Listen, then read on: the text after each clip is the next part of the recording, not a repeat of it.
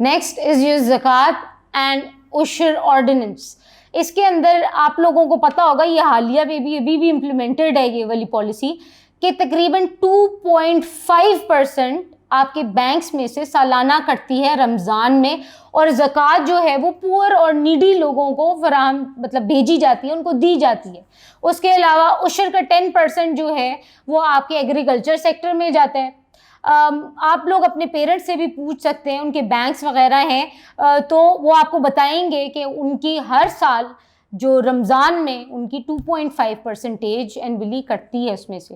اور اس کے علاوہ بچوں آپ لوگ جیسے کہ پڑھتے ہیں پاکستان اسٹڈیز اور اسلامیات, یہ ضیاء الحق کے دور میں کمپلسری سبجیکٹس کہلائے گئے تھے اور ابھی تک انہیں کمپلسری سبجیکٹس ہی کہا جاتا ہے.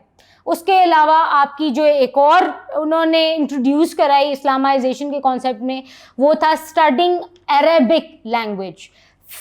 6 کلاس سے لے کے 8ویں جماعت, 6 سے لے کے 8 جماعت تک بچے جو ہیں وہ عربی کی تعلیم حاصل کریں. جیسا کہ آپ کو پتہ ہے کہ قرآن پاک عربی لینگویج میں ہے اور عربک لینگویج میں نازل ہوا. اس سے یہ ہے the concept is کہ جب بچے as a compulsory subject Arabic کو پڑھیں گے 2 سال تو یہ ہوگا کہ ان کی understanding of the language develop ہوگی, اور اس طرح آپ جب قرآن پاک پڑھیں گے آپ کی انڈرسٹینڈنگ ڈیولپ ہوگی, آپ ریلیٹ کر سکتے ہیں اس لینگویج کے ساتھ.